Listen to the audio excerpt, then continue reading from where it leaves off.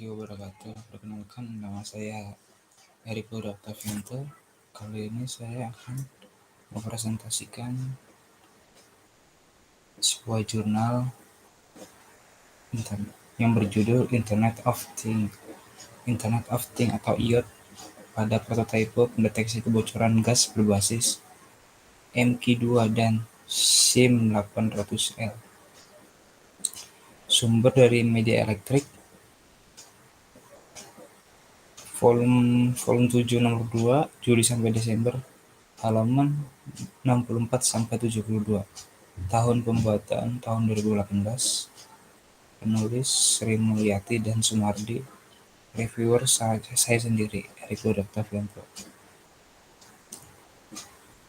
Tujuan penelitian adalah merancang suatu alat yang dapat mendeteksi keberadaan gas LPG di dalam suatu ruangan tertutup seperti dapur rumah tangga. Yang kedua, mengimplementasikan sistem keadaan pada alat mendeteksi kebocoran gas LPG. Yang ketiga, mengetahui fungsi dan karakteristik sensor berdasarkan pengujian yang dilakukan. Subjek penelitian, prototipe deteksi kebocoran gas dengan bentuk dan ukuran yang sekecil mungkin. Dengan membangun alat microcontroller audio nano, sensor gas MQ2 dan GSM modul SIM800L. Alat mendeteksi kebocoran gas LPG ini bekerja mendeteksi gas yang bocor dan memberikan informasi melalui SMS atau short message service.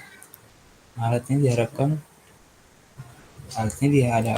dapat digunakan sebagai alat pengaman yang cukup murah dan mudah dibuat dan digunakan oleh masyarakat. Metode penelitian ini dilakukan di laboratorium FTWMT pada bulan September sampai Desember tahun 2018.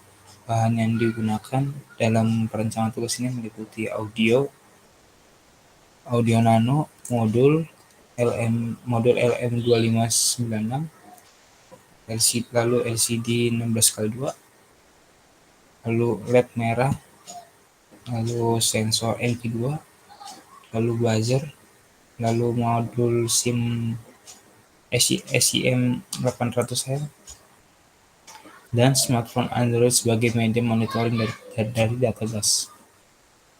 Pendukung yang digunakan meliputi papan PCB lubang, solder, timah, penyedot timah, cutter, tang potong, multitester, dan kabel USB untuk kabel transfer data Arduino. Berikut adalah hasil penelitian. Yang pertama adalah pengujian perangkat keras atau hardware. Yang kedua, pengujian LCD dan 12C. Yang lalu pengujian rangkaian LED indikator. Pengujian LED ini dilakukan dengan cara menghubungkan anoda pada pin output Arduino yang melewati resistor terlebih dahulu, dan katoda dihubungkan ke ground pada Arduino. Lalu diberikan logika program, yaitu program control on off, logika high atau logika low. LED akan on jika diberikan logika high dan off jika diberikan logika low.